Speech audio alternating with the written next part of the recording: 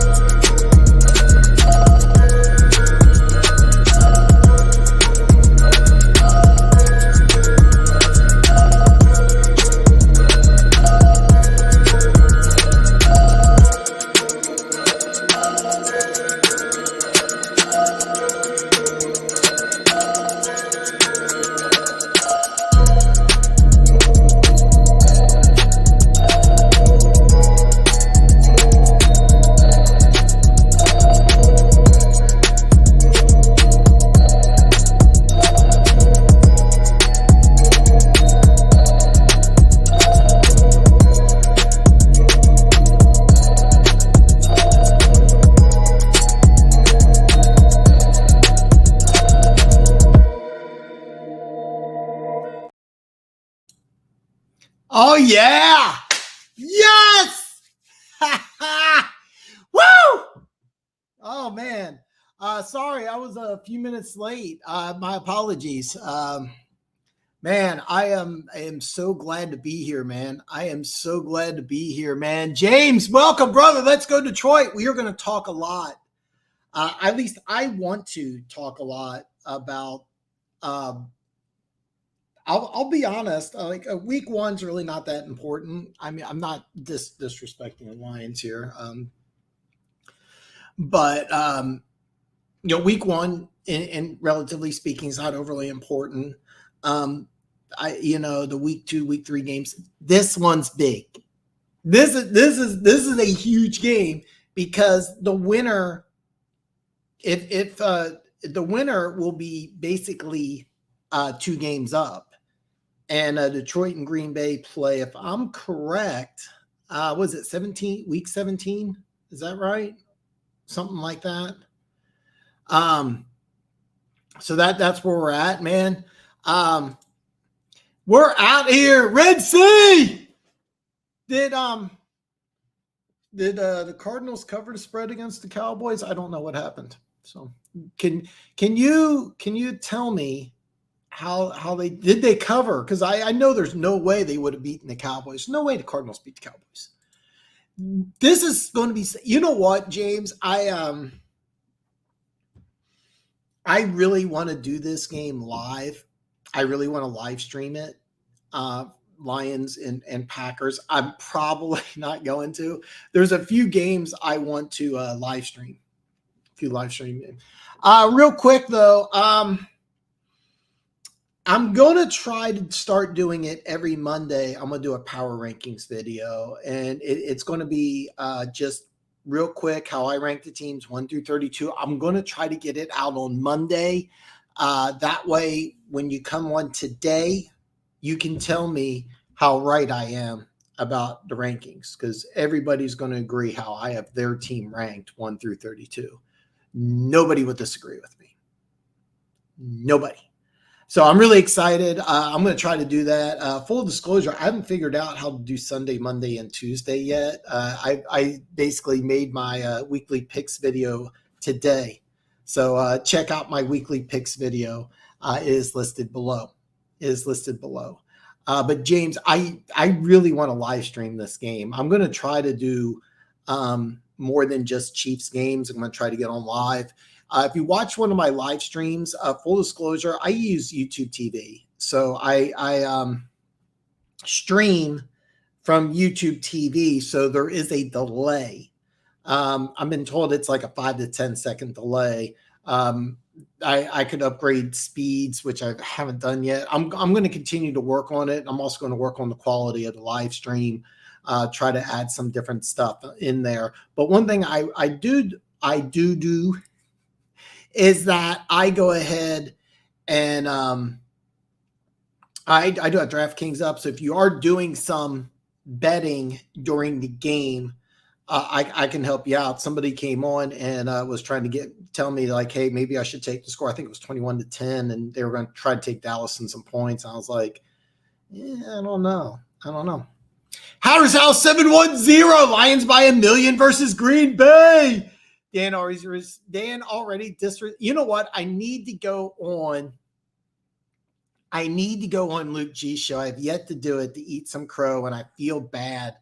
I literally have not had a chance to. I usually watch Sunday Night Football on Monday, and by the time I get through Sunday Night Football, the Monday night games have already started, and then I was able to watch the 2 Monday night games last night. And I want to talk about those games. I'm just going to read these comments because this is my favorite part of doing the show is just interacting.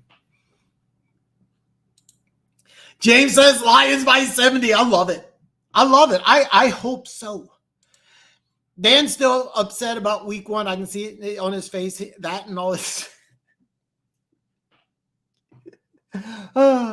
I am still mad about that. I really am still mad about week 1. I do love Detroit. I love Detroit. I love the fans.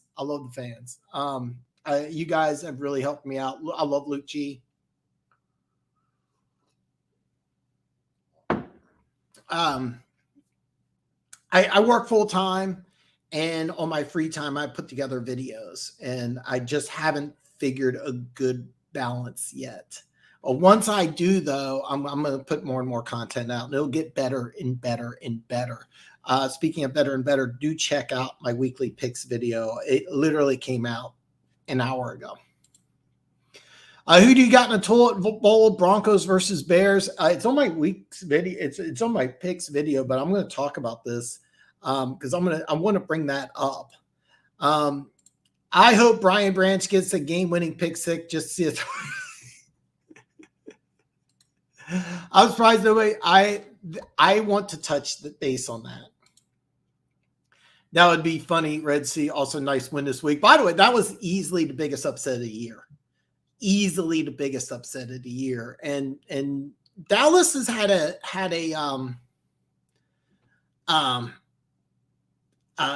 Dallas has done that under McCarthy, is that they've gone into some games and just slept walk. And I understand because Jerry Jones, when he hired Mike McCarthy, he says, I want a coach that's won a Super Bowl. And I was trying to think here before the show. I think there's only 6 coaches in the National Football. 7. There's only 7 coaches in the National Football League that have won Super Bowls. That's less than 25%. And I was trying to think of one. I just thought of number 7. Okay. Sean Payton's won 1. Mike McCarthy's won 1. This is the guy. I can't believe I forgot it. Mike Tomlin. That's the guy's name. Mike Tomlin's won 1. Pete Carroll's won 1. Doug Peterson's won 1. Andy Reid has 2. And Belichick's 7. That's it. Out of the 32 teams, there's only 7 with Super Bowl rings. And that's something Jerry Jones wanted, but the thing is that I'm going to stand by. I just don't think he's that good of a coach. And the thing is, Dallas is got so much talent, top to bottom, maybe the most talented team in the league, maybe the most. I'm not sold on McCarthy. I'm just not. Oh God, McVay. Okay, 8. So I got 8. Okay, I'm sorry. My Chiefs are doing just fine. Yeah. The defense is there was a stretch in 2019 and a stretch in 2020 of where the Chiefs defense looked really, really good. But the start of season, this is the best I've seen the Chiefs defense start a season since Marty Schottenheimer's teams. They had a season in '95 that was one of my all-time favorite seasons. That defense would go down like as one of the greatest defenses of all time if they somehow won a Super Bowl. In the playoffs, they lost 10-7. But this defense would be an all-time great defense if they won a Super Bowl. The 95 Chiefs defense, this defense is close to that. You have to realize it's a different era. It's a different era in the 90s, but I can sit here and I can go on and on about the 95 Chiefs defense. Brian Branch, 22 tackles, 1 sack, 2 forced fumbles, 1 game-winning cross. Dan has been making Jesus Christ. I did forget Keys. I did forget because I really here's the thing. You know what I really like about the idea is that you came up with the idea. In case you're wondering what Keys is talking about, during the live stream, he came up as like, can you name 10 quarterbacks to go with 10 coaches or 10 different head coaches? Or 10 quarterbacks you want different offensive coordinators. And it's honestly, I really want to think about this, and I just didn't get a chance. And I apologize because I think it's a great question. Because a guy he brought this up, and I would love to see Justin Fields with Brian Dable, because I think Dable can do something with Fields the same way he did something with Josh Allen. Am I comparing Fields and Allen? No, they're different types of players, but there are some similarities. Justin Fields has a big-time arm. He's a big dude who can run the ball. It's funny because 40 years ago, Justin Fields would have been forced to play running back. And I think if he was just playing running back, I think he'd be a good football player. I don't know if he'd be great, but I think he'd be good. I really do. 230 with 4.4 speed.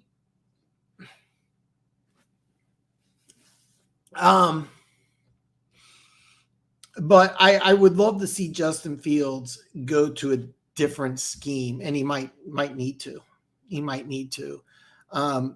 Justin Herbert, I seriously think he's the second best quarterback in football.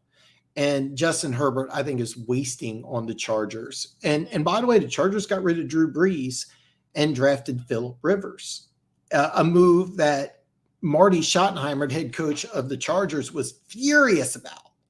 And it was really funny because he brought in Drew Brees. He was a second-round pick. This little fun fact. So here's the drill. The Chargers had the number 1 pick in the draft. They traded with the Falcons, went down 4 spots. The Falcons drafted Michael Vick. The Chargers ended up with LaDainian Tomlinson and then took Drew Brees in the second round. And then after the draft, they said, oh, well, Drew Brees came out and we liked his arm, and Schottenheimer liked him better than Vick. And people are like, yeah, right. They're snickering. But that was the God honest truth. Marty Schottenheimer loved Drew Brees, and he had Doug Flutie. And if you know anything about Marty or Marty Ball or Marty Schottenheimer, you know that Marty loves veterans. So there's no way he's going to start this young quarterback over Doug Flutie, an experienced veteran, And he did. And then after the season, there was questions because he got injured. And there were some health questions about Drew Brees. And the general manager did this without telling Marty Schottenheimer that they were going to ship Brees off and draft a quarterback. And they drafted Phillip Rivers, Marty. And they went 14-2, lost to the Patriots in the playoffs. Patriots won Super Bowl that year. And Marty Schottenheimer was fired. He went 14-2 and was fired. Yeah, that's a true story. Justin Herbert, I would love to see with so many different teams. And I've been trying to think here, who would Herbert be the best on? And I'm kind of drawing a blank here because there's several teams I think he would be really, really good with. I think he could be great. The team I think he might be the best at, and he wouldn't have the best numbers, but I think he would be the best, might have the best success as far as wins and losses would be Seattle, believe it or not. I love it. We own Dallas. Yeah, McVay won one. I agree with this. I think McCarthy was carried by Favre and Rodgers. I really believe that. He had that 15-1 season. He had that 15-1 season, lost to the Giants in the playoffs. That's what I was going to say. You know what, One Pride? You've put this several times, and I don't know what it means. What's NGL mean? I don't know what that means. I know you posted it, and I've kind of just glossed over it, but I have no idea what it means. I'm a little annoyed with all this Travis Kelce, Taylor Swift stuff. You are not alone. You are not alone. Chiefs Kingdom is sick of it. I probably shouldn't admit this, but I love it. I want more of it. I really do. I want more Kelce and Taylor Swift. I really do. I think it's awesome. I want more of it. I want to see her 20 minutes a game cheering for everything Travis Kelce does. But I'm in a small minority. I think it's fun. I really do. I have no problem if somebody starts watching football because they like Taylor Swift. And these are, girls, of course, but oh, great. Is that sexist to say that only girls like Taylor Swift? But yeah. LOL. Focus on the game, not Taylor Swift. We get it. She's hot. New era we will see. Game, it wasn't much focus on. Oh, God. We are going to talk about that. I'm probably getting a little too optimistic thinking about our defense by the end of the season because of one, Amanahu being back week 7, and 2, Spags defense usually turning the corner. You've said that a lot, but I don't think it's a time thing. I just think it's kind of it's always been kind of injuries with, in my opinion, it's been injuries with, and other things that are going on in the defense. I don't think it's a time issue because, and the reason why I say that, Spags defense is not overly complex. They play a lot of man, which is a little unusual, and he does a lot of blitzing. But I don't think the whole thing about being better after the bye and stuff like that. I don't buy that. I think that right now the defense is playing fantastic. Blaine Gabbert, if you didn't watch the Chiefs-Bears game, and most of you, I'm assuming, didn't because there wasn't much to watch, Blaine Gabbert goes in, throws 2 interceptions. He threw one to technically, I think he's the weak side linebacker when they go to a standard 4-3 defense. They put this guy in. He picked off Blaine Gabbert and ran it back like 40, 50 rounds. And 40, 50 yards, which set up the only Bears points of the game. I mean, but the Chiefs defense just shut them out, which I'm not saying is a huge accomplishment. You shut anybody else out in the NFL, but I really do believe the Bears. No, they're going to win a game. I promise you. It may only be one, but they're going to win one. Fields is some hot. Y'all are better than them. Spag usually tinkers to the bye week to find out what guys can and can't do. Never expected our D begin further. Then we end after winning a Super Bowl against the number 1 rank. Oh, imagine having a 2-loss season and firing your head coach. Yeah, exactly. That's exactly what happened with the San Diego Chargers. I did a video playlist. You can go through my playlist. I didn't put it in the description, but top 10 teams to never make a Super Bowl. That team was one of them. Tomlinson scored NFL points record, 31 touchdowns. He was MVP, nearly unstoppable. Sean Merriman had a 4-game suspension, but when he came back, he had like 12 sacks in 12 games and was just unstoppable. Sean Merriman had about 2.5 seasons before he just started getting injured left and right, where he looked nearly unstoppable. I'll never put him like a greatest of all time list because it was such a short period of time. But when he played, he wore 56, and he really looked like Lawrence Taylor. I mean, it's the closest thing I can describe. I mean, Sean Merriman I don't know. He was the strongest player on the field. He was really fast. He had a knack for getting after the pass rusher, and he played like a lightning bolt was shoved up his ass. There was rumors about steroid use. I mean, but I mean, God, he was gone, but he was so good. It's almost exactly like I've been saying. We are better than the media spun. You've sent me clips, and Not gonna lie. Oh, okay. That just makes sense. Okay, I like it. I like it. No, I like it. Okay, I'm gonna start using it. I think you are better. The thing is, though, if you really wanted to win, I have a hard. The issue I have is that why let Colt McCoy go, a guy that I think you would be better off with than Josh Dobbs. That's the one thing I'm like. And then when does Kyler Murray play? Because you really need Murray if you really want to win some games. Reminds me of graphics I saw earlier today or yesterday after the Bears firing Lovey. Not gonna y'all remind when the line, yeah. I've said this a lot, but there's not 10 people more responsible for the Chiefs beating the Niners in the Super Bowl than John Dorsey, who's your assistant general manager. And excuse me, there was some Lions fan. He posted a comment. I deleted the comment because it was not from a regular, not from somebody I know. The first comment you post, you're going to insult me. I can't. Sometimes I leave it on. It kind of depends on my mood.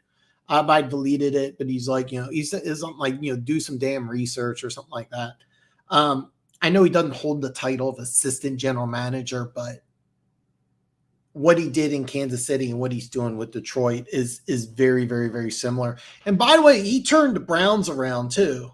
They went from 0 wins to beating the Steelers in the playoffs in, I think it was 2 years.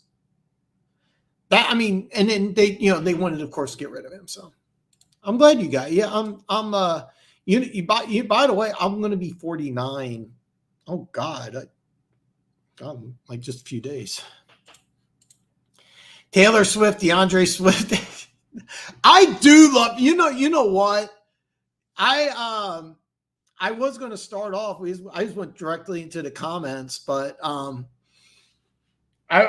want to talk about the Monday night games. And I remember when I saw the Chiefs drafted a running back at pick number 32, and I was so excited because that was my dream to have DeAndre Swift in a Chiefs uniform, and I was convinced that was going to happen. Then on CEH, he was my number 5 running back on the board that year. I had Swift and Jonathan Taylor 1 and 1B.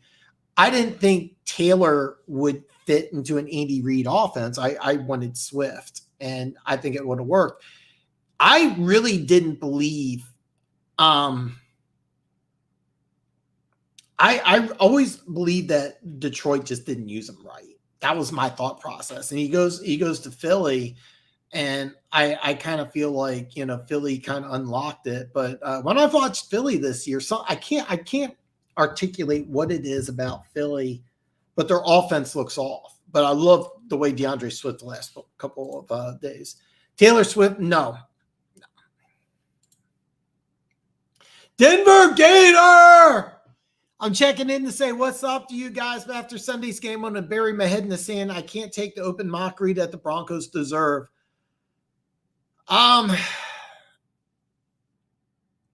Denver Gator, I do encourage you, please, to watch my picks video, but I will let you know what, I'll tell everybody. They're going to beat Chicago this week. Somebody has to win between the Broncos and the Bears, and it's going to be the Broncos. I'm going to get caught up on comments, but I am going to talk base on this really fast. I do want to talk base on this, James. So I'm going to come back to that. So Red Sea, I'm not sure they win a game. Denver Gator, my guy. What? I don't pick on the guy too much. It was funny. I was going to go back and watch the game because I predicted it was going to be a close game, and I had Miami winning, Denver covering. I think it was 6.5. And it was funny because I was watching, it was like 14-0, and then it was like 21-7. And I was like, well, Broncos are going to run the ball. Then it was like 28, and then it was like 35. And I'm like, what the hell?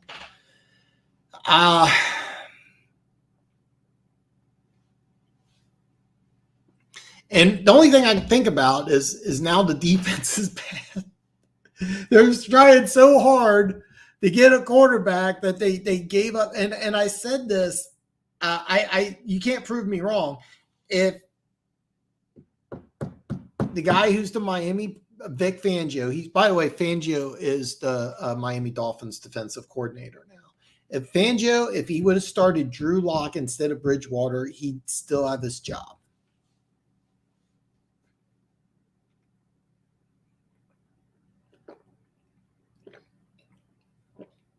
Still have his job. Reed pulled Mahomes like 7 minutes left in the third. Mike McDaniel kept Tua in the fourth quarter.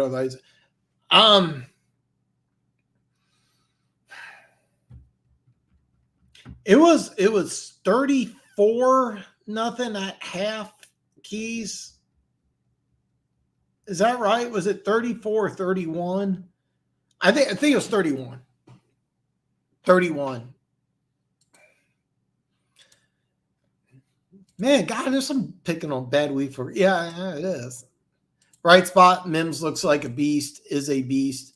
By the way, Denver Gator, no takebacks on Vance Joseph.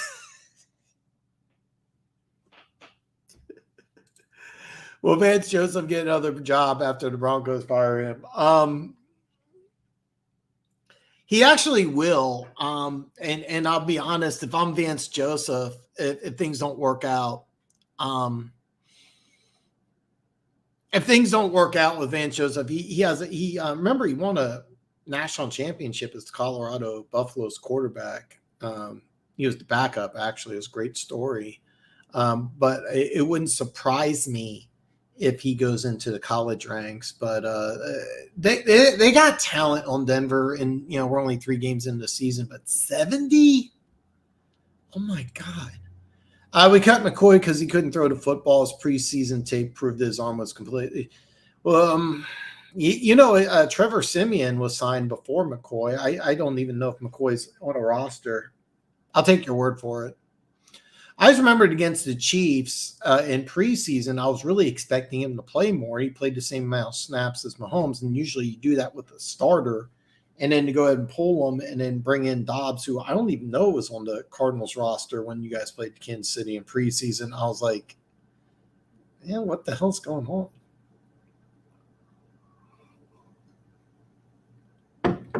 But great win. Yeah, my birthday, it's funny. Me and Travis Kelce have the same birthday. It's coming soon. I'd agree with that. I'd take Denver or Chicago this week, 100% from my scene. I even say by multiple possessions. Do check out my picks video below. But I'm going to go into detail Friday. I was going to go over all the games. But I just jumped in the comments, so. Not if I... 0-0 tie between Chicago and Denver. I'm gonna level with you. I really want the Bears to win. I think it would just be awesome. Dan's close game, 70-20 Miami. And to be fair, Miami thought that running up the score would help them in getting to the college football playoffs. So, by the way, Decker, Monty, Kirby, and Mosley all look like they all play Thursday. Is this for Thursday?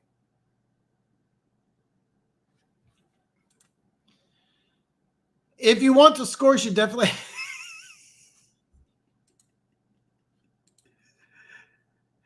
Yeah.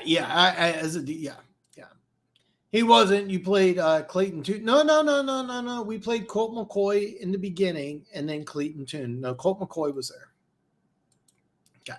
I want to talk a little bit about Monday night games, Cincinnati and the Rams. Lou Amorano, the Bengals defensive coordinator, it's just a matter of time for this guy gets a job. That defense looks awesome. Dax Hill, first-round pick a couple years ago. They used him as a corner last year, but he was drafted to take over for Jesse Bates. He had a great game. This defense looks really good. Logan Thomas had a I think that's his name. I might have got the name wrong again. No.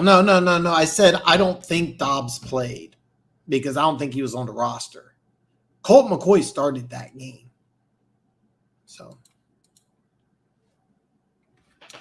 but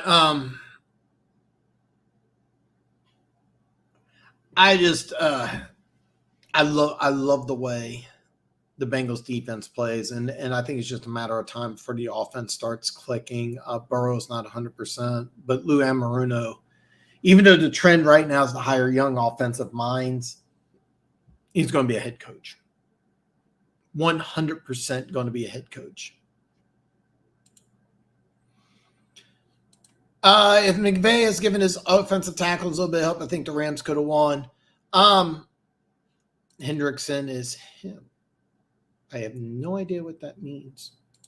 The problem was that they just couldn't. I mean, they just couldn't. It's not the way their offense is designed.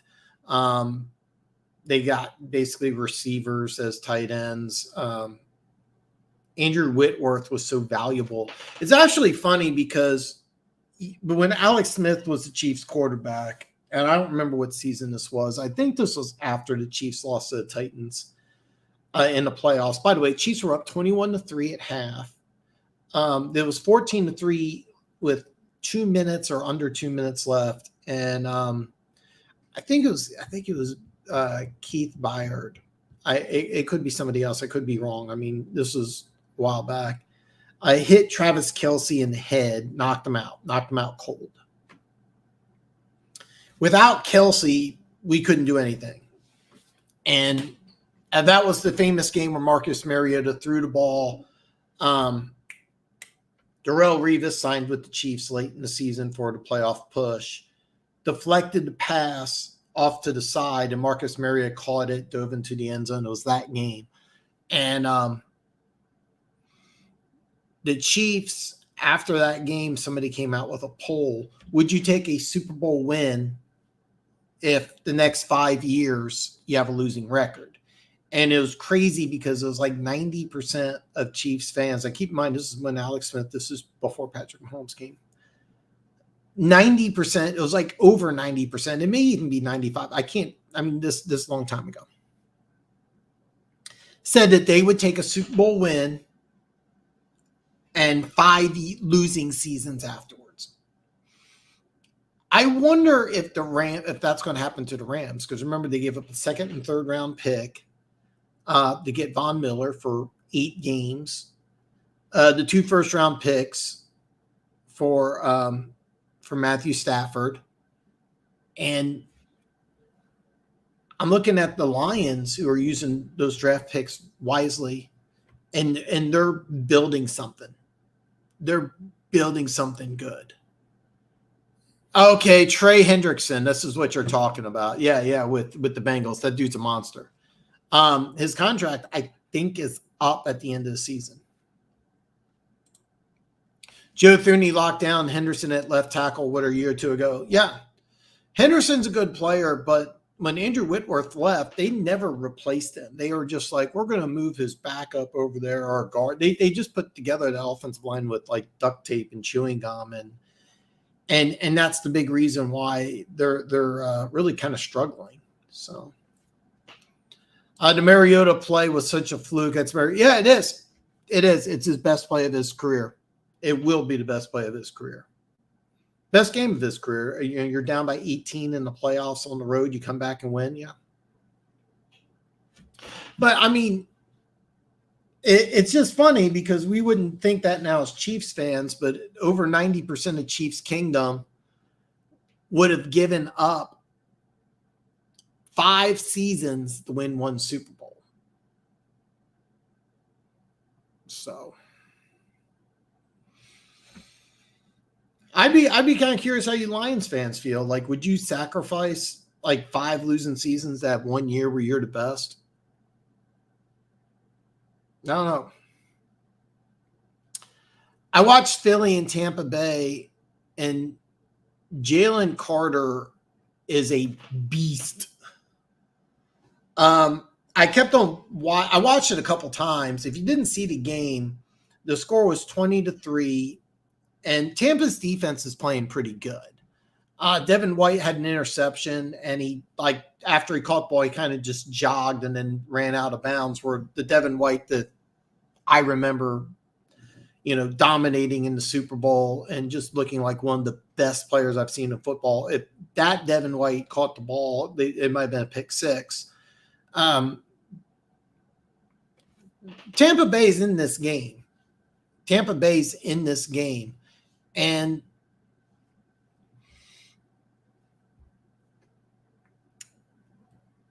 they get an interception at the 2-yard line. It's 20-3. It's third quarter. Tampa Bay's offense is doing nothing, but they got an interception. They got some blood, and they run the ball, and they double team Jalen Carter. Jalen Carter pushes 2 guys backwards. All right. He doesn't split the double team. He actually moves the 2 linemen backwards. That forces the running back, who was running right through the double team, to change direction, tackled for a safety. That ends the game. Jalen Carter, and here's it won't go on the stat sheet. I kept on watching it over and over again because I was like, what happened? And what it was is that Jalen Carter is beating double teams by himself. Now, you got talent all over that defensive line. I mean, that's a loaded defense, but Jalen Carter is playing like a man possessed. I mean, this is Pro Bowl caliber type stuff, and because the Eagles right now are 3-0, he's amazing. It's kind of a microcosm because the Bears could have drafted him. The Bears need him. They need all sorts of stuff. I am going to touch base on this. But oh my God, is this a beast? One Pride 40 says, man, I like Hutch, but Branch might be the best player on defense. Yeah, to get him in the second round was a steal. He was so much fun to watch at Alabama because he moved all the way around, and I had no idea what to really expect, because are you going to move him as a corner, as a slot corner, as a safety? I mean, there's so many things that you could do with a player like that. And I didn't think Aaron Glenn would unlock the potential. I'm full disclosure, One Pride, I have not watched the Lions-Falcons game. I told you I was going to watch the Seahawks Lions game. I didn't get a chance to do that either, and I apologize. I thought that was going to be a fun game, and I kept on seeing the stat line. It's like nothing's happening, and I'm like, what the hell is going on? But it wouldn't surprise me. Aldrick Jackson was the Rams' left tackle. Aldrick Jackson was the reason Tristan Wirfs played right tackle at Iowa. If he's the starting left tackle for the Rams, he is having some issues, but ever since Branch came into the scene, looks like Hamilton and Simmons might be a thing of the past for Luke. God, I'm telling you right now, I liked Branch a lot. This, believe it or not, this happens a little more than you think. I remember Tyron Smith probably going into Canton someday, Hall of Fame left tackle. He played right tackle at USC, and they had somebody else who didn't even I don't think he might have been drafted. I'm not sure. So killing me, Dan. Why am I killing you? Did I say something different than Brian Branch? We've been bad for a long time. We are finally having a good season in a long time. Yeah. Trying to see where you said that, Branch. I'm agreeing with you, and you said I'm killing you. I'm not. I have no idea what you're talking about. I'm agreeing with you, One Pride. I've been a bad time for a long. Yeah, guys, you should enjoy it. I can't believe the NFL let that draft pick happen. Yeah, when that trade came across, I was floored because I thought Chicago, which could have drafted Jalen Carter at 1, they had the opportunity at 9, and they needed help on that defensive line. Now they also need an edge rusher. I was more surprised that they drafted the right tackle out of Tennessee. I'm drawing a blank on his name. Just drawing a complete blank on his name here. Hold on. Darnell Wright, who I think is going to be a good player and everything. Going to be a good player.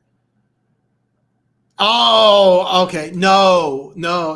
So One Pride. Listen. So here's the deal. I work Sunday and Monday. Okay, and I the way it works is that I got caught up to live TV right before I did the live stream.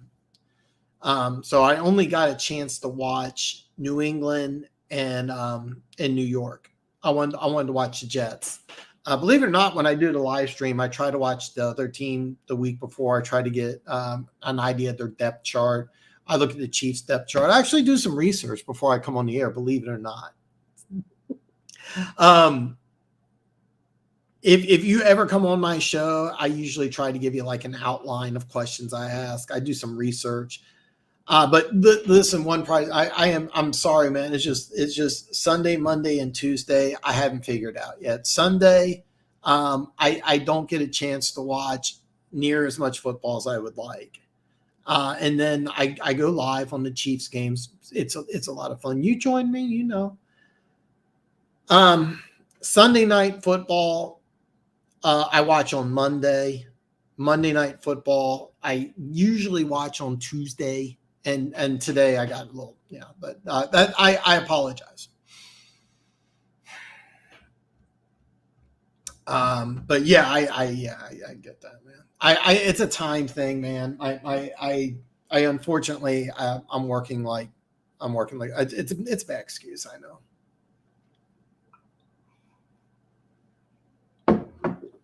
But I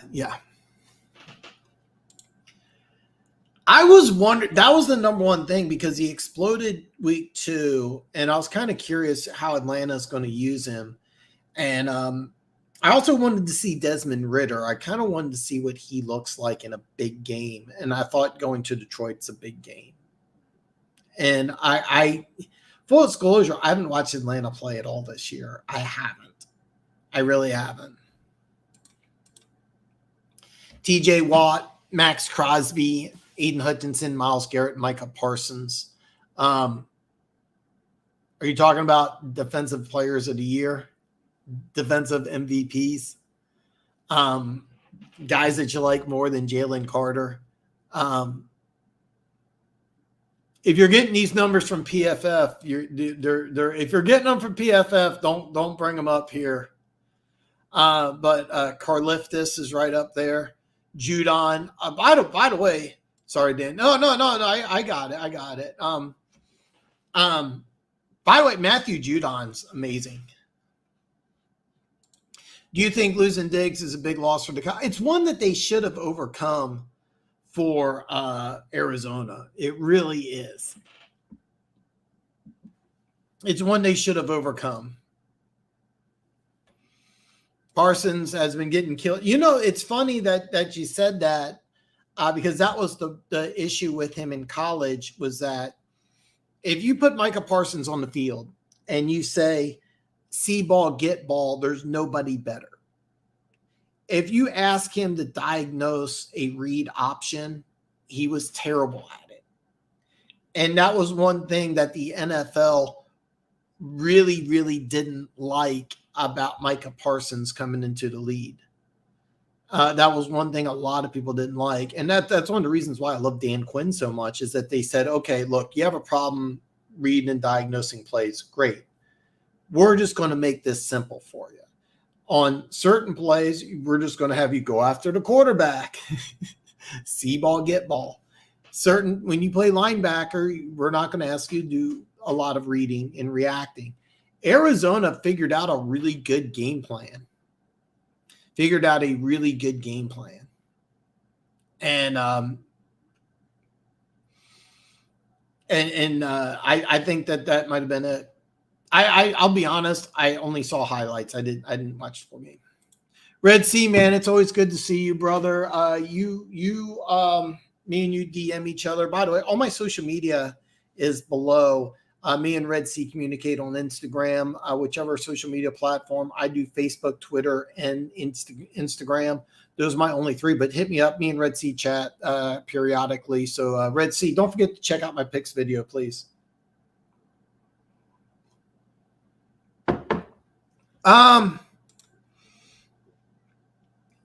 I was going to talk about this, but I'm just going to jump right now. There is a third name. There is a third name to add to that list, and it's Christian Gonzalez. And you've heard me say already that I haven't watched a ton of games, or at least not what I usually watch. But so far, the best corner I've seen in football by a large amount is Christian Gonzalez. When I was saying earlier that Sauce Gardner last year I thought he was best corner in football as a rookie, and I never thought I'd say that about a rookie corner because it's so much different. I'm saying it again about Christian Gonzalez. I mean, this is probably I'm gonna start now. September 26, 2023, 46 minutes. I'm gonna write this down. Do I have a pen handy? I don't have a pen handy.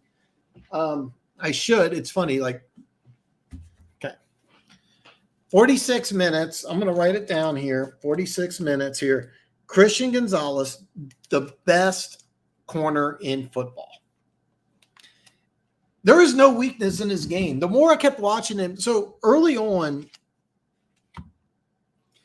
when I was evaluating corners, Joey Porter Jr. was my number one corner.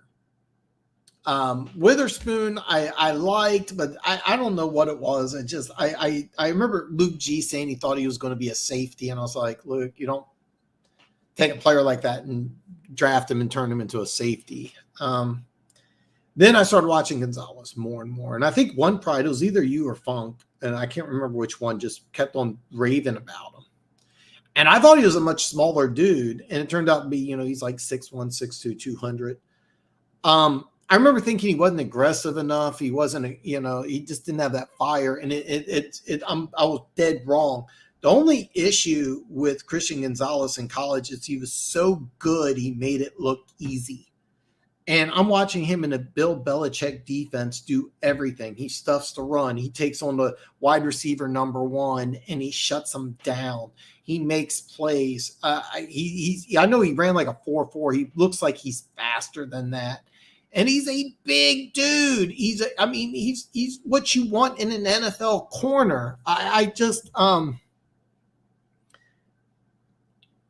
feel crazy because I said the same thing about Sauce Gardner last year, and I really think that there's a learning curve when it comes to receivers and corners because the game is so different in college and the NFL. But I watch Christian Gonzalez. I'm like, oh my God, he's easily the best corner I've seen in football play this year. Easily. It's not even close. The Patriots stick Gonzalez on the opponent's number one receiver. He whether it's Tyreek Hill or AJ Brown or who New England played, Mac Jones, didn't really count. Now Christian Gonzalez is on that list. There's a list. Yeah. Karlaftis has played. By the way, it's funny. We haven't talked about it much, Keys, but George Karlaftis is playing phenomenal. He may, by the way, if you one pride as Karlaftis, he has one or maybe half a sack. Okay. I don't like doing this because you can call holding on every single play, but early in the game, his jersey was pulled off like this. So he wears 56. You couldn't see the 5 or the 6. And the jersey was pulled all the way over. They usually call that. And it was in the end zone. It would have been a safety.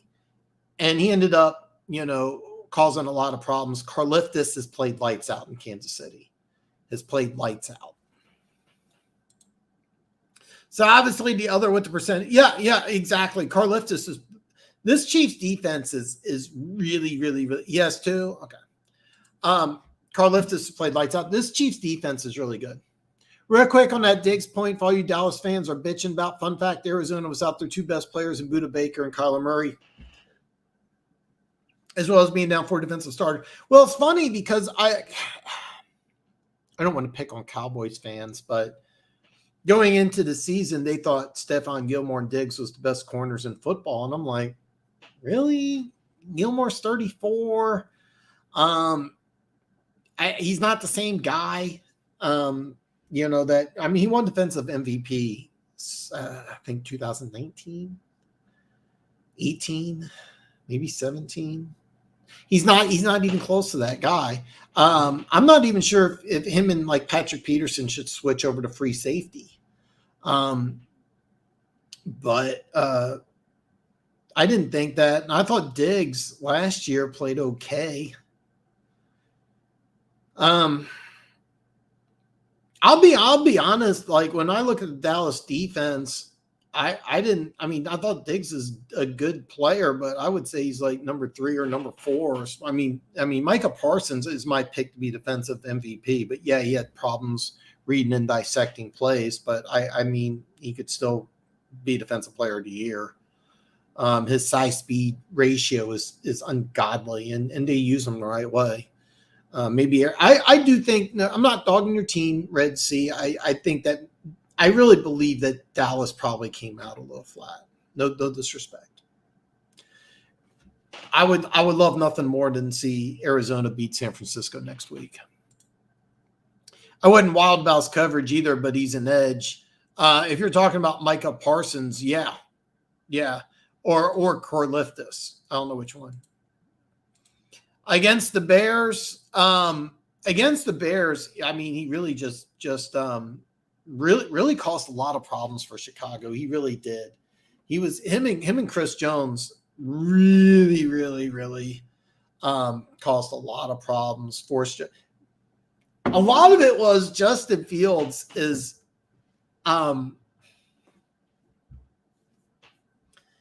he looks lost. I don't know who's to blame, but Justin Fields looks completely lost in this offense. It was funny because I remember you guys. Well, I remember Luke. He told me Matt Nagy was trash, and I remember Matt Nagy when he was with the Bears. I remember he was trying to run the Chiefs' offense with Mitchell Trubisky, and I remember Mitchell Trubisky just looking lost.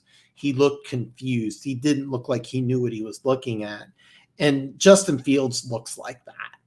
I mean, Justin Fields looks like he doesn't know what to do. And I remember, and by the way, a lot of people don't remember this, but he's from Georgia, went to University of Georgia, got beat up by Stetson Bennett.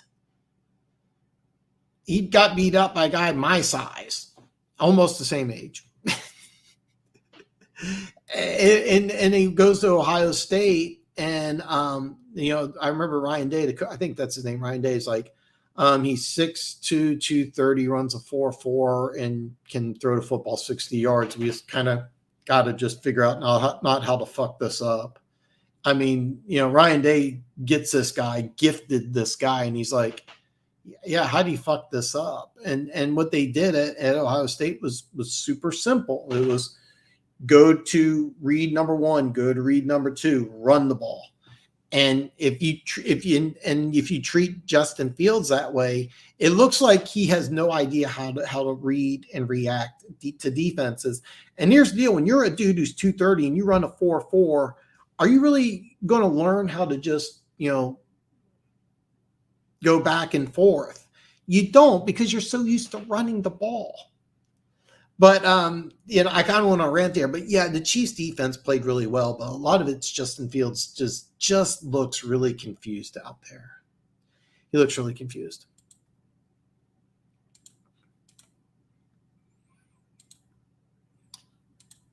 I wanted George Karlaftis. You did. You like George Karlaftis a lot. And I thought he was an outside linebacker, not a defensive end. And I don't know if he put on weight or not, but Karlaftis, the last half of the season, the light bulb really turned on and he started playing really lights out. And he's playing the same way in Kansas City. Him and Chris Jones. And once they get Montague back, this defensive line is really good. He's a fun guy to watch. And I wasn't completely sold on him. I thought the Chiefs reached for him. I had a low Low first, high second. I think the Chiefs. I think the Chiefs drafted in like 27th or something. I was like, I had him rated higher than FAU, the Chiefs' first round pick this year, who also looks pretty good. So I thought, okay, then Christian Gonzalez. Porter, when I first started out, Porter was my number one corner, and I kept on watching Porter. Now, part of it was I love Joey Porter, but I kept on watching Porter, and I loved his size. I loved his aggressiveness. I liked his hands. I liked everything about him. The one thing that bothered me about Porter is that if you run a press man defense, Joey Porter's your dude. If you have a defense where you're like, follow this, follow that, he's your number one receiver, you follow him and you play on him. I was like, I don't know. And I thought Witherspoon and Gonzalez might be better. But the more and more I watched Gonzalez, the more and more I realized that it wasn't that he wasn't aggressive. It wasn't that he wasn't intense. He's such a good athlete. He makes things look easy. And the more I watched him, the more I realized that he was just a different type of athlete. And I watched him play entirely against the Jets.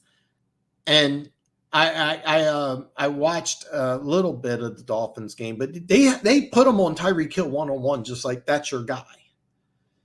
And he's able to do that. And for a young corner to do that in the NFL and in a Belichick defense, that's not an easy defense. It says volumes about the guy. Porter may or may not. One thing about Porter is that I'm not 100% sure he wouldn't be better suited to play safety. When I looked at it, was kind of funny. The more I watched Porter, I was thinking to myself, that might be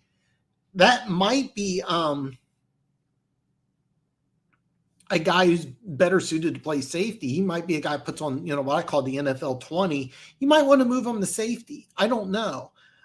He's kind of not having the same impact in Pittsburgh, even though Pittsburgh did pretty well last week.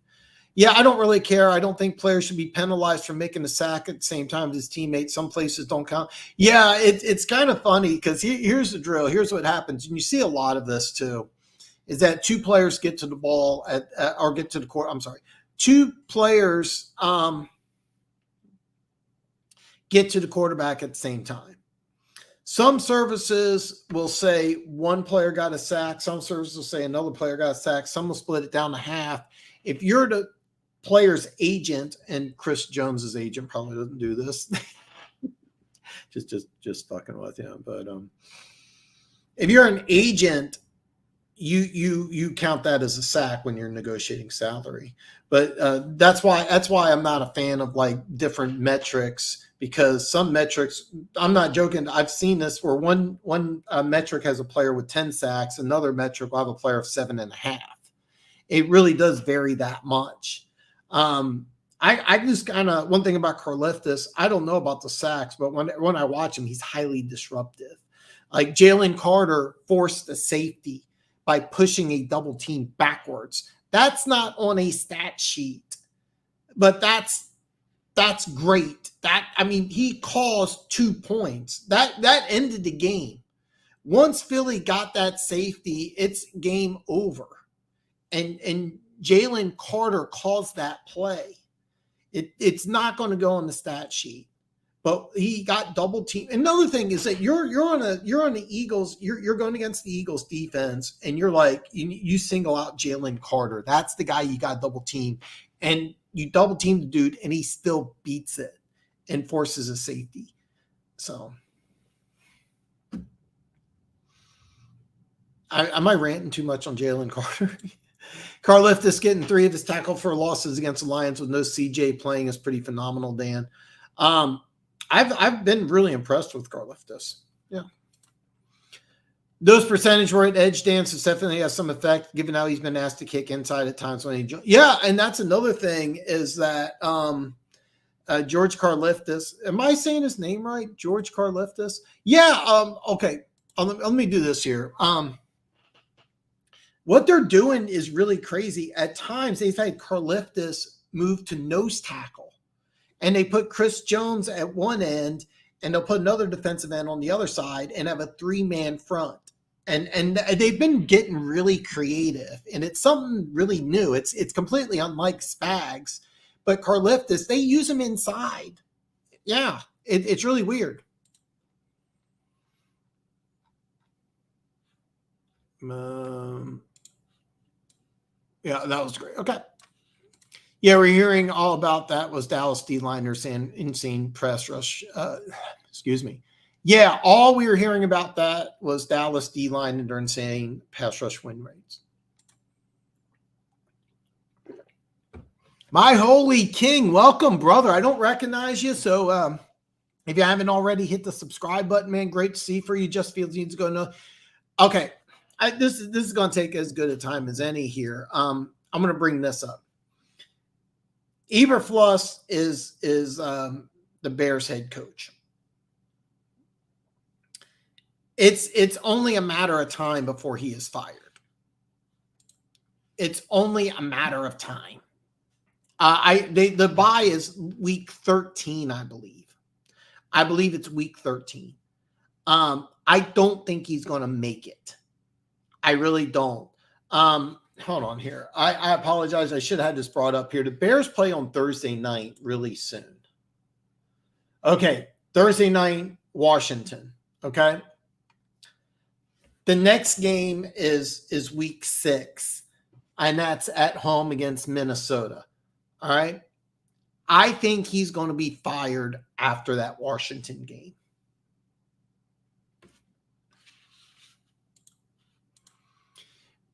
James, if you're still there, I would say Friday, October 6th is when Eberflus, the head coach of the Bears, is fired. That's my prediction. And so my holy king, what's going to happen is the Bears are probably going to bring in a new general manager, considering how good Jalen Carter is playing. They're gonna bring in, because the Bears could have drafted Jalen Carter instead. No. You also drafted Justin Fields. And I think that they're just going to clean house after the season. I think Eberflus is playing so. By the way, one pride. Yeah, I'm fully aware. I think it's that bad. I think things are so bad. I think he's going to lose his job after week 5. Now, let's say they beat Denver at home. Possible. I don't think it's going to happen. Thursday night, you're at Washington. They're an up and down team. Washington beats you.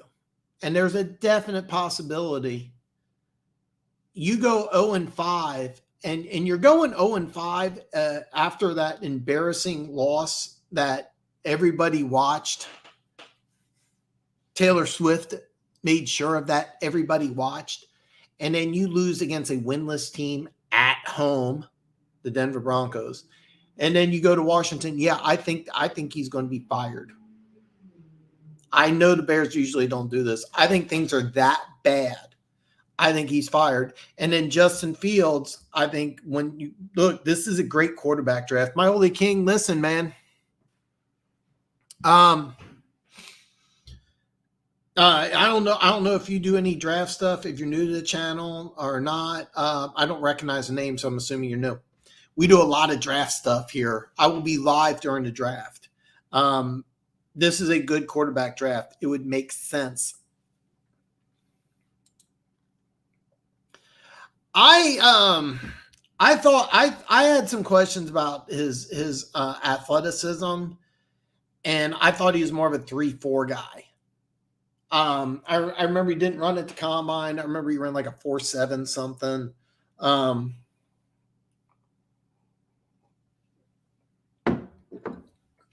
Proving me wrong, though. Got to remember, cornerbacks take a minute to develop. Example. Oh, yeah. And listen, this is why I didn't want to say Sauce Gardner's the best corner in football last year. But he was. This year, the best corner I've seen is Christian Gonzalez by – it's not even close. It's not even close because I watched him play man, and he's phenomenal. He played in zone. He understands it. He stuffs the run. He's physical. He makes plays. I mean, he's phenomenal. I seriously, this guy's absolutely amazing.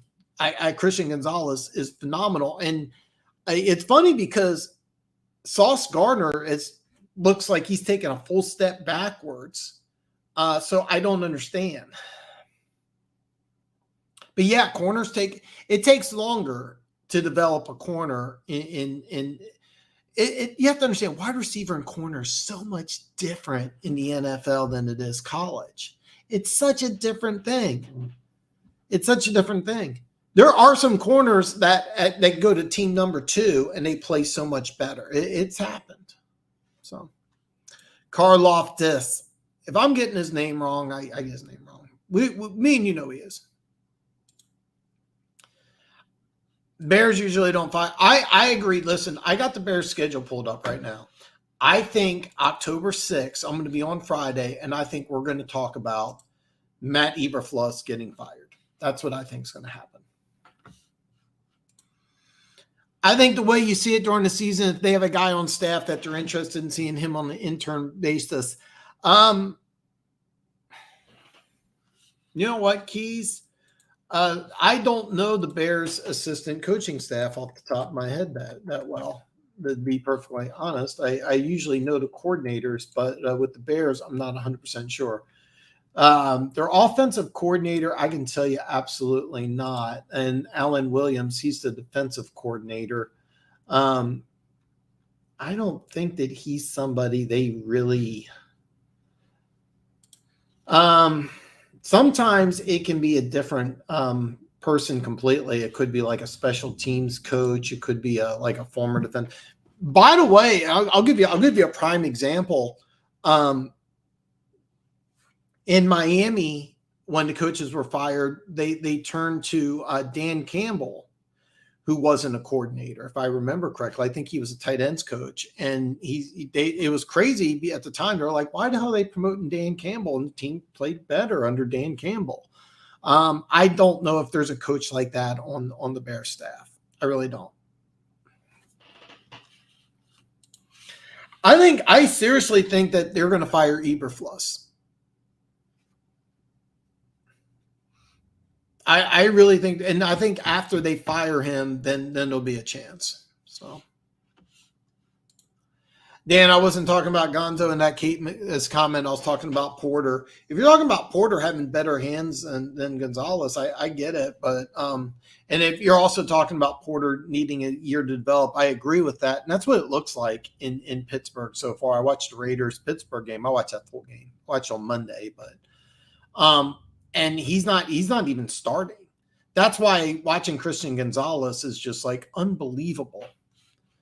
Dan, you'll probably keep saying Karlaftis if you're saying it right. So was just ask if you're saying it right. So just call him baby. That is my tip for everybody. Always, always, always call your girlfriend baby. Do not call her by the wrong name. So I may be pronouncing his name wrong. I get names wrong all the time. There's a couple names that I'm like, oh my God. But yeah, I'm probably getting his name wrong. As long as you know who I'm talking about. I can say number 56 if you want. Sunday Night Football, Pittsburgh and Vegas. One thing I thought that was really interesting about Pittsburgh is that, for those of you that don't know, the Jets desperately during the draft wanted to draft Broderick Jones, offensive lineman out of Georgia, and they wanted to trade up. However, New England would not trade with the Jets, so they traded him. They traded with Pittsburgh, and Pittsburgh drafted Broderick Jones at 15. The Patriots get Christian Gonzalez at 17. What's crazy is that Washington picked 16, picked one of my draft crushes, Emmanuel Forbes. I have my draft sheet right here. And I love Emmanuel Forbes, but he's not – I didn't think he was near as good as Gonzalez. He does have the pick already. Forbes is not a bad player.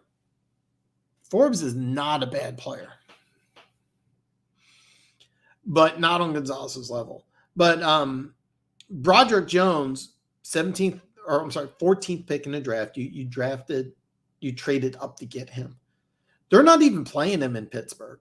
And Pittsburgh needs some help on the offensive line, and I don't get it. I mean, they're using him. They're like giving him a redshirt year, like usually do with some quarterbacks, and I don't get it. Now Pittsburgh is winning.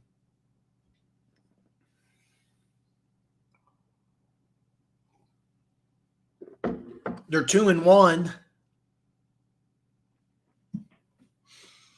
but you trade up in the first round to get an offensive lineman. You need help on your offensive line. He's not even playing. Let's hope Pittsburgh knows what they're doing. What would you do if you're dating a girl and her sister's name is Baby? Okay, so you know what? It's actually funny. I was dating a girl who was a twin. And by the way, in case you're not aware, if you date twins, like after a while, there's really a distinctive difference between the two. And the other twin, I found out, I didn't know this at the time, but I found out later that the other twin was fat in high school, and then, lost weight and was married to like this super awesome guy. He's a really cool guy. I think they were engaged when we all met. And it sucked because like I was dating her and I realized very fast that like I was dating the wrong twin. I realized really fast. I was like, I got the bad one, and it's just the way dating works sometimes. But actually, there was one time a long time ago I hooked up with my girlfriend's sister, and she was married. I'm not going to tell that story. Then you go with a nickname, and you gotta come up with something easy to remember. I've never had that situation happen to me before, but man, it's kind of weird. Now you got me thinking about it, man. I've had a very creative dating life now, so that's a good one. Haven't really heard anything about Witherspoon. Well, he's been injured. I know he didn't play week 1. I think he played against your Lions. You'd have to tell me how much he played, didn't play. I'm looking forward to watching him play against the Giants. But I know Porter's been being rotated in and out of the lineup as they're easing into it. Christian Gonzalez, I'm very floored that New England's just throwing him out, and he's maybe the best. I would, and he's the best secondary player on that team. He's not the best defensive player on that team. I think Matthew Judon is just ungodly good. Christian Barmore's playing at a high level. I can't think of the middle linebacker's name from New England. 5th round pick, 4th or 5th round pick out of Purdue, Hawaiian kid. He's amazing. I love that dude. I seriously love watching New England on defense. On offense, it's really kind of difficult, but on defense, they're a lot of fun. But the Pittsburgh-Vegas game, if you didn't see it, it was actually a pretty good game. Marcus Peters dropped the pick 6 in the game that he usually makes, and that might have been the difference between a win and a loss for the Raiders and the Steelers. But gives the Steelers credit, 2-1. But why you trade up for a guy and then you just have him redshirt for a year? That to me sounds like a bad thing, and that's what they did. With Dallas and Arizona, I watched the highlights, and I know Dallas had some turnovers.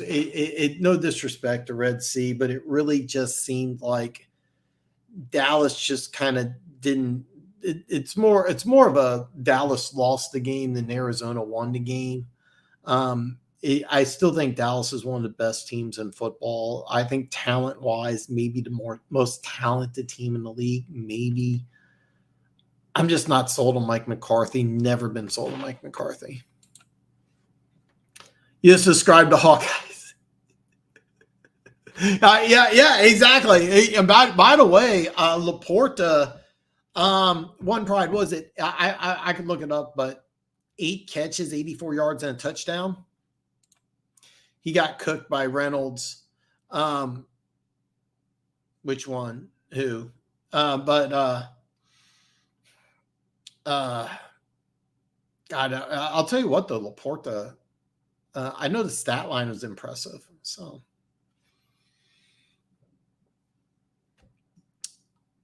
Dallas is going to have games where they just, I'm sorry, this goes all the way back to last year, and I know they got rid of Kellen Moore over that play, that goofy play to end the game against the 49ers, but I just, Dallas to me looks like they just don't.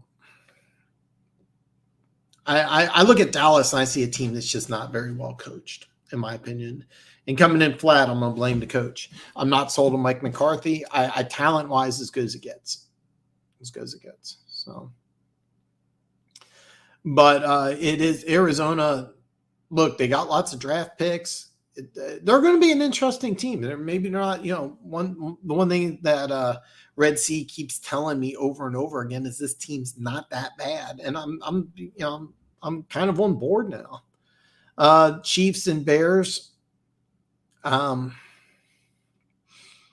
I want to see more Taylor Swift. I love it. I think it's great. I really do. I know a lot of people don't like it. I think it's fantastic. I think it's fun. Football's an entertainment thing. All right. It's supposed to be entertainment. I like seeing celebrities at games. I don't get into celebrity dating stuff. I always wonder if like the celebrity dating thing's like a propaganda thing. There's a anyway, short rant. Like a lot of actors now are like, I don't know. I don't know if maybe I'll get in trouble. Do any of you remember Ellen Page? She was in a bunch of movies. She's in this one movie I really like called Super. It's not a popular movie. It's the guy who plays Dwight from The Office is a superhero. Anyway, him and Ellen Page, and she's awesome in it.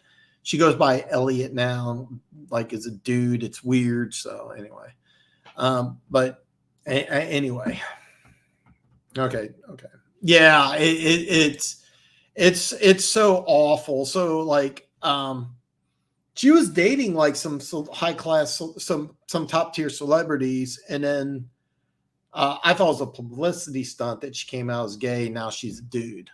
So yeah, exactly. But so anytime I never believe any of that stuff. But I think it's good for the NFL. I really do. I enjoy it. I really do. Dan, clearly Taylor Swift fan base is the kind you wouldn't date because they stalk you, burn your car. I know, it's funny. There's this girl I know, and she's one of these Taylor Swift nut jobs, and she's like the nicest girl. If it wasn't for this Taylor Swift thing, I wouldn't think twice about it. But like, I remember just a few weeks ago, she posted "Greatest Day of My Life," and it was she was at a Taylor Swift concert, and Taylor Swift like hugged several of her fans. I think like there was a rule like you had to be a girl under 30 or something like that.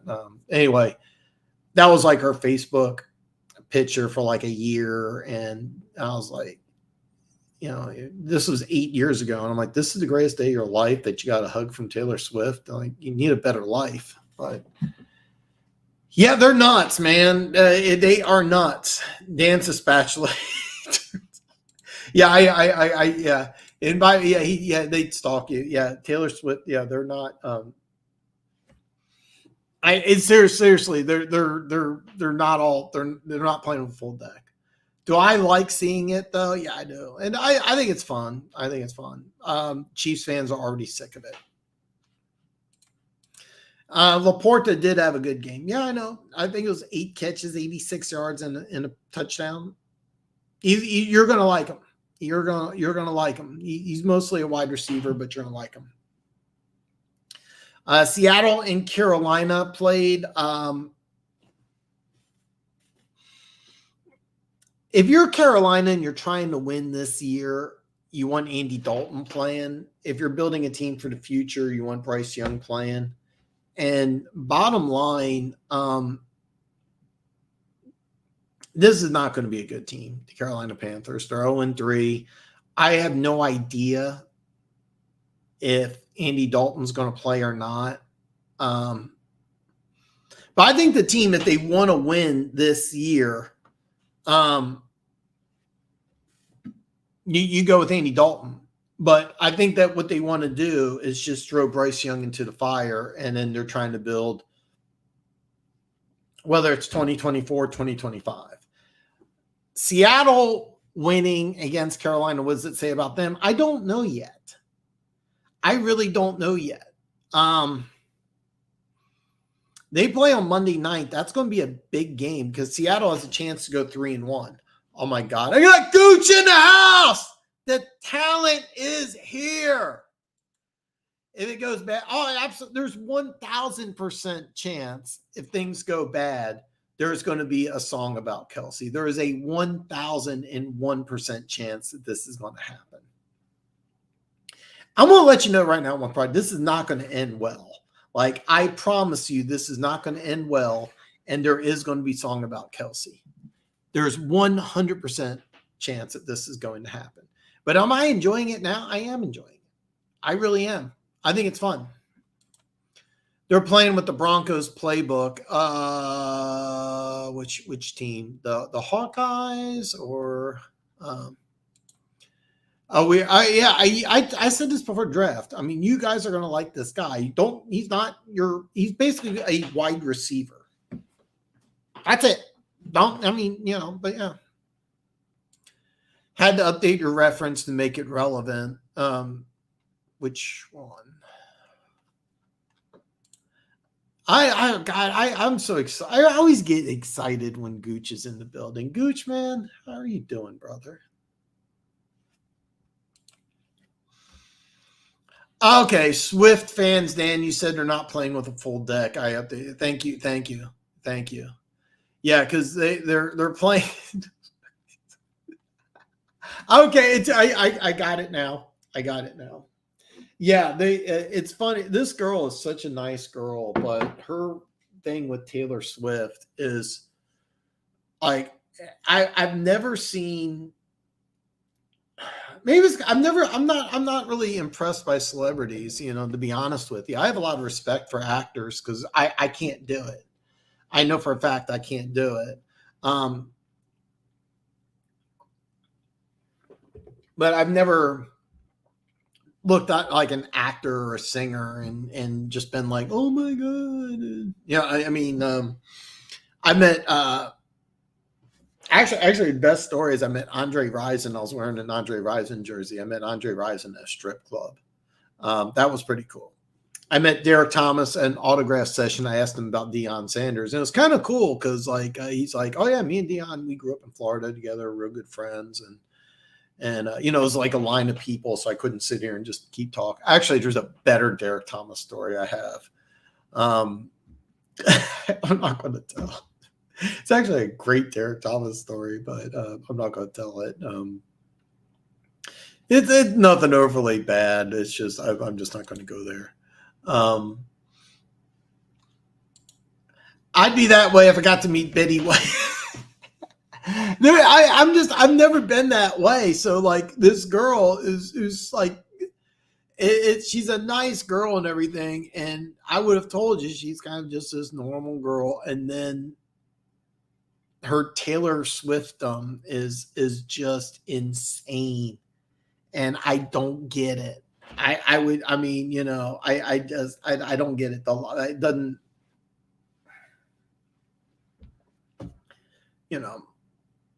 Anyway, I want to talk about some more of these games here. What I thought was the biggest upset of the game until the Cardinals popped up would be the Colts beating Baltimore in overtime. And I'm going to say the same thing again. If the Colts want to win this year, and they're 2-1, by the way, they're 2-1, leave in Gardner Minshew. And what you want to do is you want to put in Anthony Richardson and just give him a package, right? Like 3rd and 1, do that scrum thing, 2-point play, put him in. Maybe 4th and 1, put him in and let him do some zone read shit.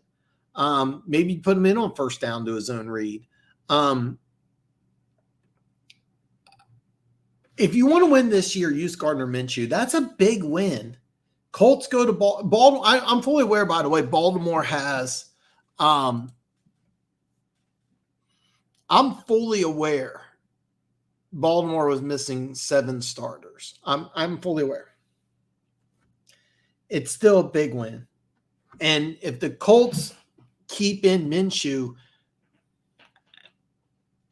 they can do some stuff. I really think they can do that stuff. And here's the deal. You don't have to bench Richardson.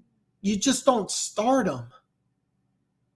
You can do some things. And then I think in this situation, you give him a chance to be the starter next year. That was a big win. Biggest upset of the week until Arizona said, hold my beard. People do that.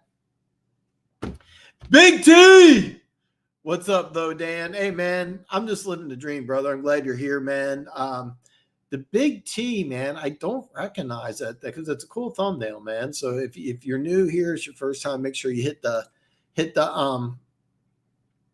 subscribe button if you don't mind. Hey, Keys, man, I'm glad you're here, brother, man. Listen, me and Keys chat on social media. It's funny because I hit up One Pride on Instagram. I hit up Keys on Twitter.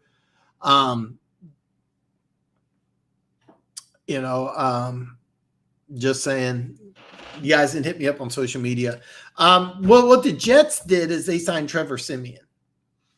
And the Colts are not going to trade Minshew because they really want to keep a number 2 guy because Anthony Richardson, it's 3 weeks in the season and he's been hurt all 3 games and didn't even play last week. So it's not going to – now Minshew is going to be a free agent after this year. And the Jets may have to consider it, but that's kind of what we're looking at. I'm not sure what was a bigger upset, Colts over Baltimore, Houston over Jacksonville. And here's the thing, the Houston over Jacksonville may not be that big of an upset, but the fact that they won by 20, I could, at Jacksonville really floored me. If you've been watching me for a while, I've been telling you all summer, I think that the 4 teams that went to the divisional round in the AFC playoffs were the Chiefs, Bills, Bengals, and Jaguars. 3 of those teams got worse by a little bit. And then I thought Jacksonville clearly got better. And I thought that they were going to be the team that you should fear. And right now they're 1-2, and they just lost by 20 to Houston, which was 0-2. I didn't get a chance to watch this game, full disclosure. I want to watch this game because is Houston a team that can be dangerous? I think in the future they can be very dangerous. This year, no. Now, what are you going to do if you're Jacksonville? Because you have young talent, but what are you going to do? I mean, you really, they got a lot of young players there. You got the coach that you want. I mean, are they really missing somebody? That's a team that really has me perplexed. And good job by the Houston Texans. The other game, I'm just going to go through the list here, talk about each game a little briefly here. Buffalo just destroyed Washington. I wasn't sure if I thought Buffalo would take a step back. The last couple of weeks after losing to the Jets, they've looked dominant. They've looked really good. New England beat the Jets. Ended up being an entertaining game because the Jets offense was just terrible. And then the last couple of minutes, Zach Wilson just started to get some life, started to make some plays, and 15-10 was kind of interesting. The Jets defense is for real. That defense is good enough to win a Super Bowl. It really is. They got 2 really good running backs. Garrett Wilson, excellent receiver. There's some talent bear with the Jets. They just signed Trevor Siemian. He's a guy that can come in the short term. I don't know what the Jets do here. I mean, people keep on wanting. If I'm the Jets, I'm gonna tell you something right now. If I'm the Jets, I would just keep Wilson and I'd keep playing him and say, look, we're gonna sink or swim with you. And then if after this year, if he's not the guy, just get rid of him. Even if you have to cut him. That's what I would do. They brought in Trevor Siemian. He's a guy that in the short term you might be able to use, but I think ultimately I think you should stick with Zach Wilson. I'm the only person who's going to say this because he's looked so bad. If you watch any NFL quarterback, any great NFL quarterback, you know what they do? You know what every great NFL quarterback does? They go ahead and when they get on the sideline, they pick up the tablet or old school playbook. I don't see Zach Wilson doing that. He's got all the talent in the world. Something's got to click with this dude. I would sink or swim with him. That's just me. Next up, Chargers in Minnesota.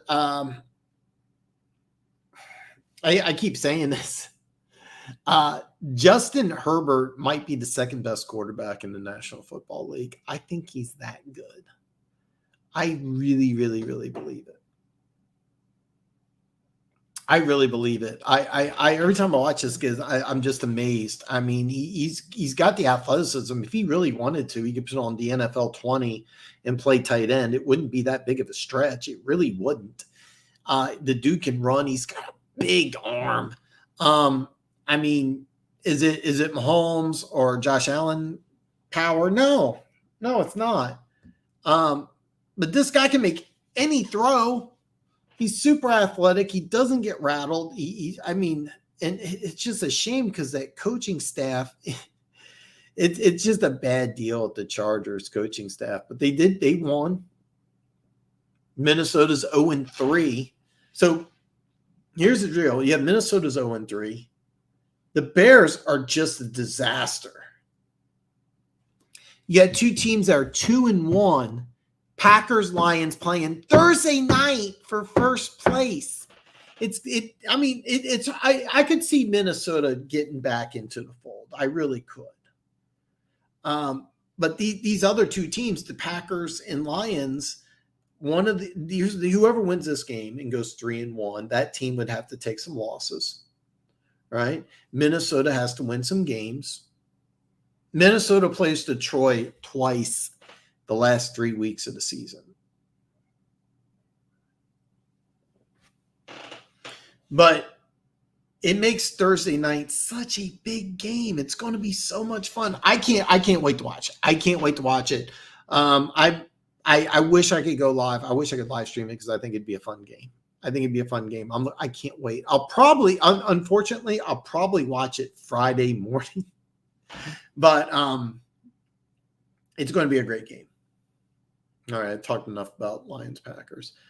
Packers, Saints. It's funny because I had this game on the way it works here in the Kansas City market. You could watch Packers, Saints, or Jets,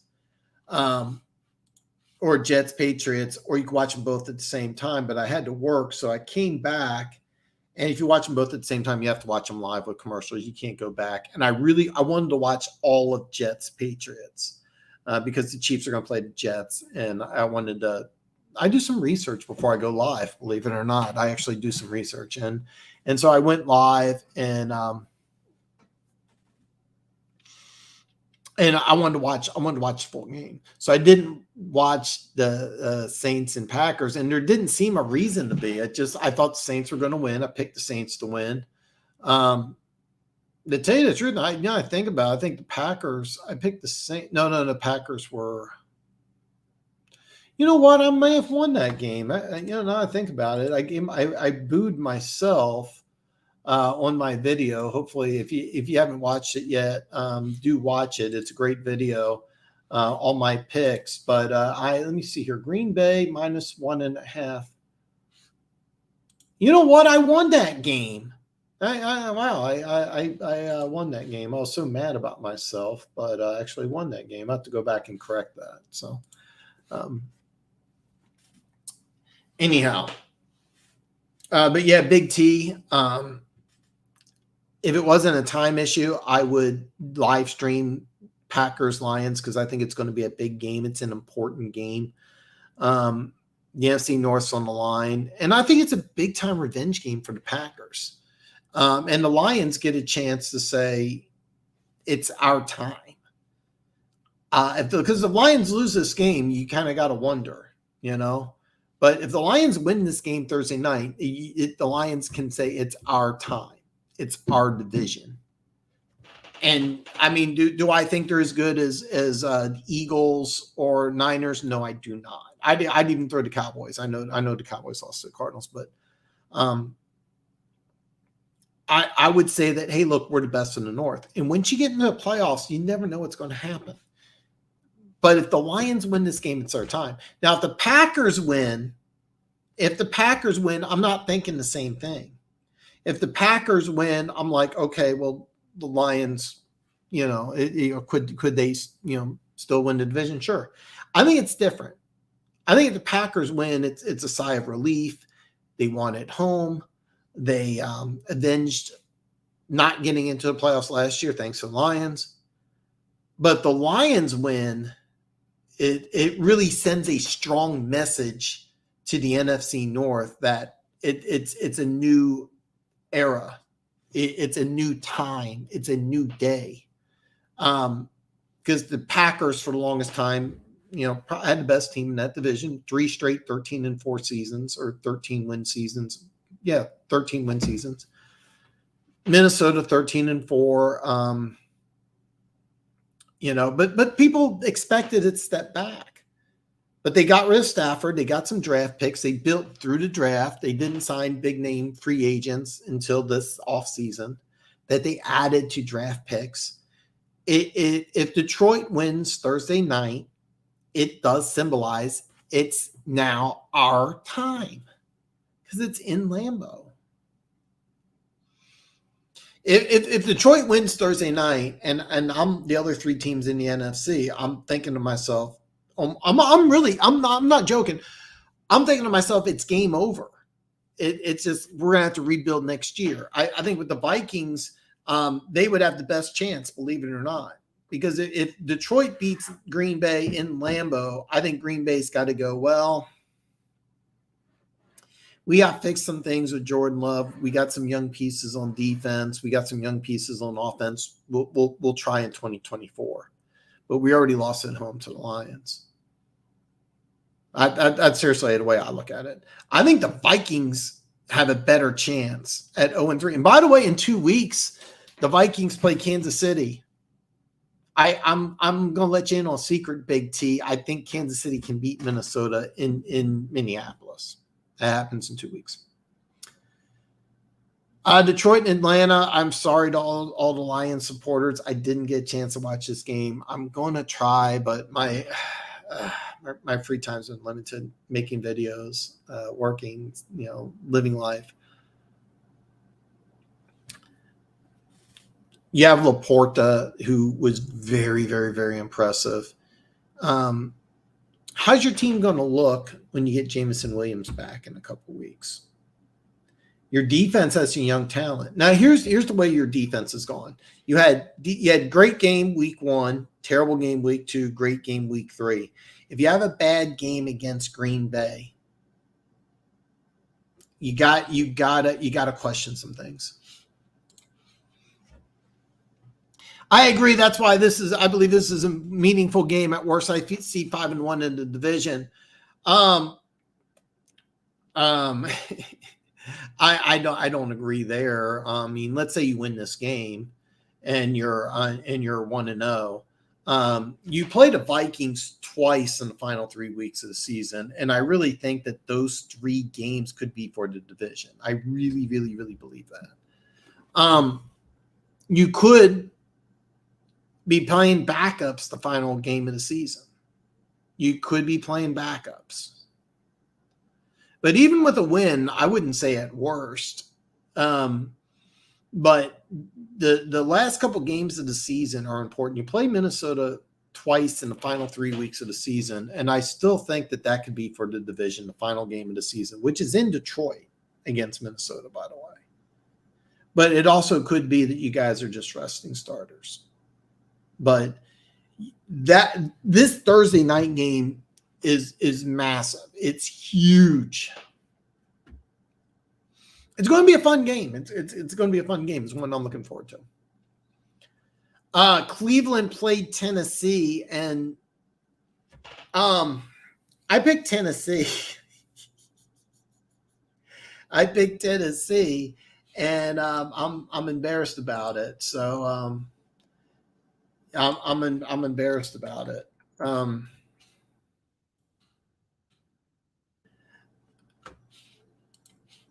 Cleveland won 27-3, and I watched them play Pittsburgh and lose, but I easily thought that they were the better team.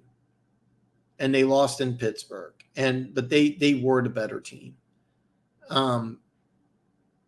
Yeah, I know you don't have Nick Chubb, but what they did is they just threw the ball, and that's what they should do. You get a good quarterback, you got some good receivers, throw the ball. You got some studs on defense. You held Tennessee, not a good offensive team, but you still held an NFL team to 3 points. This is a team that you got your quarterback. You made a big trade, gave him a lot of money. Are you here? Cleveland is my sleeper in the AFC, and I watched them play against Pittsburgh. They're a better team than Pittsburgh. I know they lost the game. They're a better team. I've watched enough football. Sometimes the best team doesn't win. Cleveland was better in Pittsburgh. Cleveland was clearly better in Pittsburgh. The Cleveland Browns are a dangerous football team. Thursday night, San Francisco and the Giants. I'm going to try and do a power rankings video, and I want to release it Monday. And I want to get it out because I want it to be when we come back on next Tuesday that we can talk about my power rankings, plus with my picks video, which I encourage you to watch below. I have a link below to my picks video, so please check it out. I think it's really good. My power rankings video, spoiler alert, will probably have the 49ers as team number 1. This is a team with a great defense. Christian McCaffrey, probably still my MVP. Offensively, they are awesome. Playmakers all around.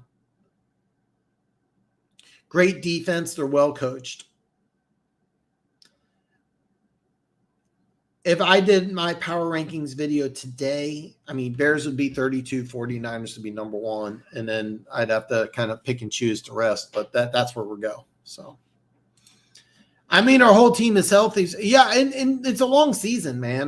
We're not out of September yet. So, whoever wins Thursday, I think if Green Bay wins, if I'm a Lions fan or a Packers fan, I'm not like, okay. But if the Lions win, then I'm like, it looks like it's their time, barring injury.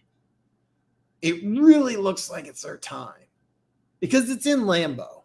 The rubber match is later in the season. All right. If you beat them in Green Bay, it's really likely that you're going to win at home. So it's a bigger game for the Packers than it is for the Lions, easily. If the Packers win, they go up 3-1. You still got to go to Detroit. You still got, long season. All right. But if you're Detroit and you beat them in their house again, it really feels like it's a new time in the NFC North. It really feels like that. All right, guys, I'm going to wrap it up here. Thank you so much for joining. I've been toying around doing a picks. I'm sorry, a power rankings video. I think I'm going to do my best to try to put it out Monday, and I'm going to try to put it out early. That way We can get some interaction on it and we can talk about it. I can give you my opinion, and I know everybody's going to agree with me because everybody always agrees with me. Do check out my picks video, and I will be back Friday